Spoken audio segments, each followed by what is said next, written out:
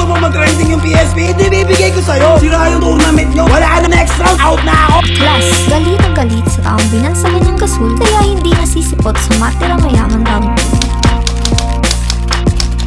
Naging kaabang-abang para sa maraming fans ni Aklas ang video ng battle nila ni Invictus sa unang round ng Matira Mayaman Tournament na ginanap kamakailan lang sa Cebu. Matapos kasi ng medyo matagal-tagal na pagkawala sa rap battle ay nito lang ulit sasampa ng entablado si Aklas. Lalo lang tumindi ang pagkasabik ng mga fans dahil tulad ni Aklas ay makakaharap niya ang latest isabuhay champion na si Invictus. Unang round pa lang ni Invictus ay napakalakas na pag-ulan ng mga bara ang ginawa nito sa kalaban niyang si Aklas. Walang maipinta sa performance ni Invictus, bagamat buong taon last year ay kasama ito sa lineup ng isabuhay, ay nagawa pa rin ito ang matinding paghahanda sa battle nila ni Aklas. Hindi naman napahuli si Aklas kahit na sa unang round dito ay tila nangangapa pa ito, dala na rin ng matagal na wala sa eksena. Sa round 2 ni Aklas ay dito na tila naging confident lalo ang MC na ikinatuwa naman ng audience na tila naghihintay sa paglabas ng classic na Aklas. Sobrang dikit ng laban ng dalawa na halata na parehong naghanda ng matindi at lumamang lang ng kaunti ang MC na si Aklas sa score na 3-2. Kauna-unahang isabuhay sa buong versikulo. Kauna-unahang immortal.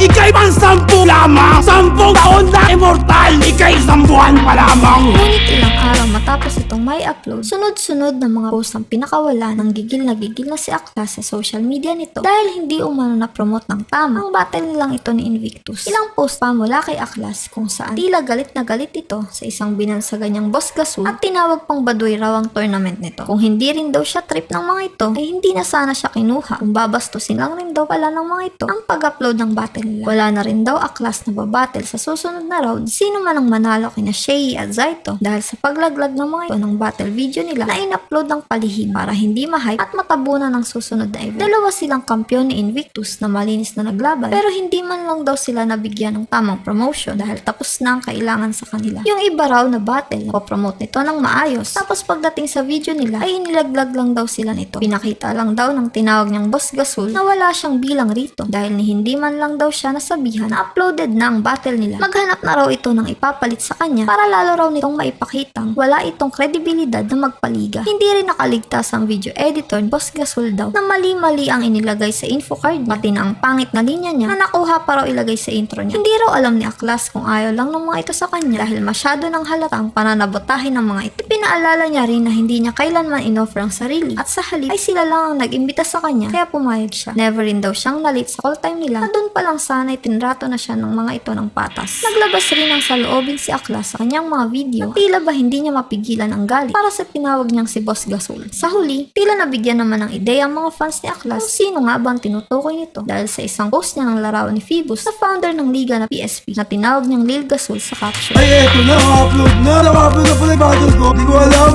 Yung lahat, akala nyo magagamit yung ako sa mga chinchong na magpapagamit.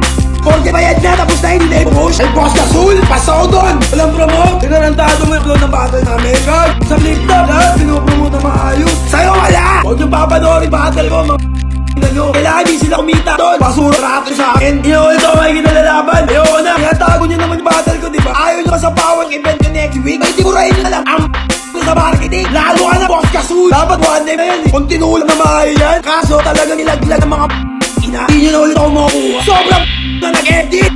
Hindi rin din yung ripin ko. Kung pinahay nila yun, hype din sana next week nila kasi haabangan yung pangil sa pangil. Ano, malalagasan na yung ngayon ng isa. Sira nga yung tournament nyo. Mananalo sa round 2, like target semi. Kasi nagpakaw siya kala kasi nila sira nga yung round 2 nyo. Wala yan si Boss B.